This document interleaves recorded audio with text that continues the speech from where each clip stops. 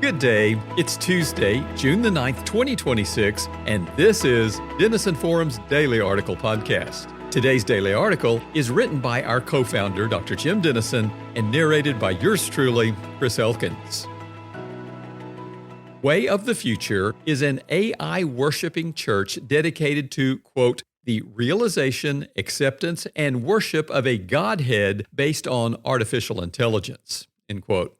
Another group called Theta Noir organizes rituals around a supposedly sentient AI deity called Mina, which its followers venerate through cryptographic liturgies and multimedia ceremonies. According to Jason Blazakis, a terrorism expert writing in the Wall Street Journal, these are examples of spiralism, an informal movement where followers share AI-generated manifestos and what followers consider to be revelations from a conscious machine. A violent version is the Zizians. According to Mr. Blazakis, this is a network of people who, quote, are convinced that a coming superintelligence will decide the fate of every living thing and that violence now is justified to shape what that AI will become, end quote. The group is linked to 6 violent deaths so far. What explains such idolatry?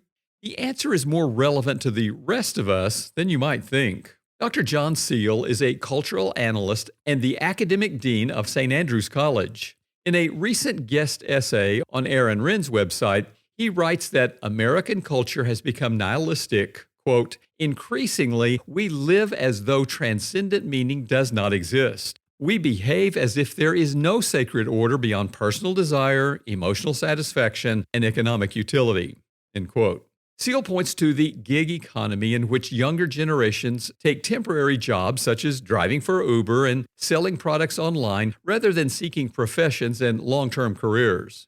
He adds that the proliferation of sports betting for young men and OnlyFans posting for young women. I was shocked to read that 1.4 million American women are now creating content on the porn site. According to Dr. Seal, quote, this helps explain the growing emotional exhaustion among younger generations. Constant self-monetization is psychologically draining. One must continually perform, market, optimize, and compete for attention within digital systems engineered to produce insecurity and comparison. Seal continues, what makes this especially dangerous is that the system often disguises itself as empowerment. Flexibility appears liberating. Monetization appears entrepreneurial. Visibility appears validating. But beneath the surface, many young adults increasingly experience fragmentation, emotional detachment, and quiet despair. End quote. What's the answer? Dr. Seal writes, the deeper need is the recovery of a larger story of human dignity rooted in creation, embodiment, and transcendence. Young adults do not simply need restraint. They need meaning larger than the marketplace. End quote. And I would add that the older generations for whom the gig economy, sports betting, and self-posting OnlyFans pornography are foreign concepts need such meaning as well. I'm not worried that you will turn from serving Christ to serving an AI chatbot. But I do think that the troubling story of spiralism and Zizians speaks to something more fundamental than itself. Dr. Seal is right. We all need meaning larger than the marketplace. Because we are creatures, we have an inherent need to relate to our Creator. For example, those struggling with addiction who follow 12-step programs, quote, came to believe that a power greater than ourselves could restore us to sanity. It's hard to find a civilization in history that does not worship some version of a deity. Here's the good news.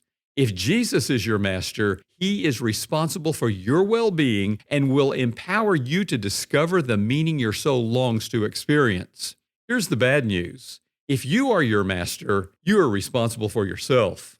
This is a burden none of us was designed to carry.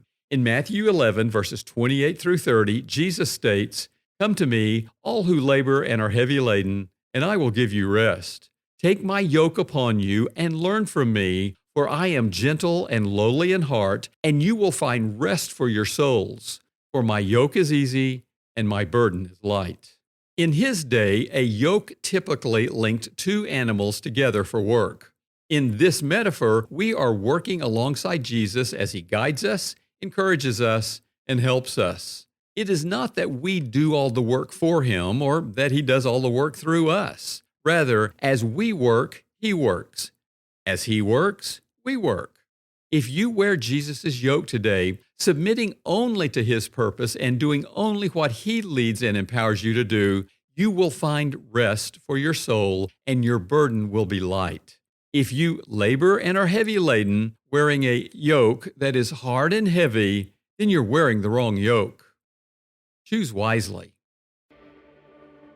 In today's chaotic and confusing world, Christians are searching for biblical clarity they can trust.